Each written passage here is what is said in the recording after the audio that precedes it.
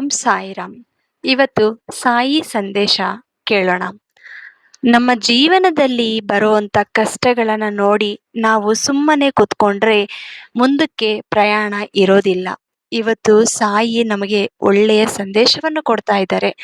ಮಗು, ನಾನು ನಿನ್ನ ಜೀವನದಲ್ಲಿ ಪ್ರತಿಯೊಂದು ಹೆಜ್ಜೆಗೂ ಜೊತೆ ಇರ್ತೀನಿ. ಆದರೆ ನನ್ನ ಮೇಲೆ ಪೂರ್ತಿ ವಿಶ್ವಾಸ, ಭಕ್ತಿ, ನಂಬಿಕೆ, ಶ್ರದ್ಧೆ, ಸಬೂರಿ ಇರಬೇಕು. ಇದು ಯಾರ ಜೊತೆ ಇರುತ್ತೋ, ಯಾರು ಇದನ್ನ ಆಚರಿಸುತ್ತಾರೋ ಅವರ ಜೀವನದಲ್ಲಿ ಸದಾ ನಿನ್ನ ಗುರು, ನಿನ್ನ ಸಾಯಿ ಇರ್ತಾರೆ. ಇದು ಸತ್ಯ ಮಾತು. ಯಾವತ್ತು ಗರ್ವದಿಂದ ಇರಬೇಡ. ದೇವರು ಆಶೀರ್ವಾದ ಕಳೆದುಕೊಳ್ತೀಯ. ಅಸೂಯದಿಂದ ಇರಬೇಡ. ಸ್ನೇಹಿತರನ್ನು ಕಳೆದುಕೊಳ್ತೀಯ. ಕೋಪದಿಂದ ಇರಬೇಡ. ನಿನ್ನನ್ನು ನೀನೇ ಕಳೆದುಕೊಂತೀಯ. ಇದು ಮಾತ್ರ ನಿಜ. ಒಬ್ಬರಿಗೆ ನಾವಂದ್ರೆ ಇಷ್ಟ ಇಲ್ಲ ಅಂತ ಗೊತ್ತಾದ ಮೇಲೆ ನಾವು ಅವರ ಮೇಲೆ ತೋರಿಸೋ ಪ್ರೀತಿ ಕೂಡ ಅವರಿಗೆ ಒಂದು ದೊಡ್ಡ ತಲೆನೋವು ತರ ಅನಿಸುತ್ತೆ. ಅಂತವರಿಗೆ ದೂರ ಇರೋದೇ ವಾಸಿ.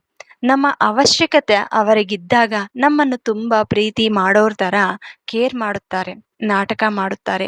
ಅದೇ ನಮ್ಮ ಅವಶ್ಯಕತೆ ಇಲ್ಲ ಅಂದ್ರೆ ನಮ್ಮನ್ನ ಪ್ರೀತಿ ಮಾಡೋದರಲ್ಲಿ ನಾವು ಇದಿವೆ ಅನ್ನೋದನ್ನೇ ಮರೆತು ಅವರಿಗೆ ಬೇಕಾದವರ ಜೊತೆ ಖುಷಿಯಾಗಿ ಇರ್ತಾರೆ. ನಮ್ಮ ಜೀವನ ಕೂಡ ಇಷ್ಟೇ. ಯಾರ್ಯಾರು ನಮ್ಮ ಜೊತೆ ಎಷ್ಟು ದಿನಗಳಿರ್ತಾರೋ ಗೊತ್ತಿಲ್ಲ. ನಿನಗೆ ನಿನ್ನ ಸಾಯಿ ಮಾತ್ರ ಸದಾ ಇರ್ತಾರೆ, ನಿನ್ನ ಜೊತೆನೇ ಇರ್ತಾರೆ. ನೀವು ಏನೇ ಹೇಳಿದ್ರು ಸಾಯಿಯಪ್ಪ ಕೇಳುತ್ತಾರೆ.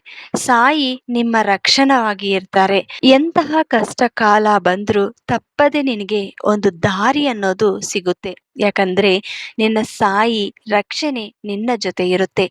ನಾವು ಪ್ರೀತಿ ಮಾಡುವ ವ್ಯಕ್ತಿಗೆ ನಮಗೋಸ್ಕರ ಸಮಯ ನೀಡಲು ಬಲವಂತ ಮಾಡಬಾರದು. ಯಾಕಂದರೆ ನಿಜವಾಗಿಯೂ ಪ್ರೀತಿಸೋರು ಹೇಗಾದ್ರೂ ಸಮಯ ಮಾಡಿಕೊಂಡು ಮಾತನಾಡುತ್ತಾರೆ. ಅದೇ ನಿಜವಾದ ಪ್ರೀತಿ. ನಿಮ್ಮ ಜೊತೆ ಅಂತವ್ರಿಲ್ಲ ಅಂದ್ರೆ ನೀನು ತಲೆ ಕೆಡ್ಸ್ಕೋಬೇಡಿ, ಅಳಬೇಡಿ, ನಾನಿದ್ದೀನಿ. ಏನೇ ಕಷ್ಟ ಬಂದ್ರು ನಿನ್ನ ಸಾಯಿ ಜೊತೆ ಹಂಚಿಕೋ. ನಿನ್ನ ಸಾಯಿ ರಕ್ಷಣೆಗಾಗಿ ಸಾಯಿ ವಿಭೂತಿನ ಹಚ್ಕೊಂಡು ಮುಂದೆ ವರೆಸಿ. ಎಲ್ಲ ಕೂಡ ಒಳ್ಳೆಯದೇ ಆಗುತ್ತೆ.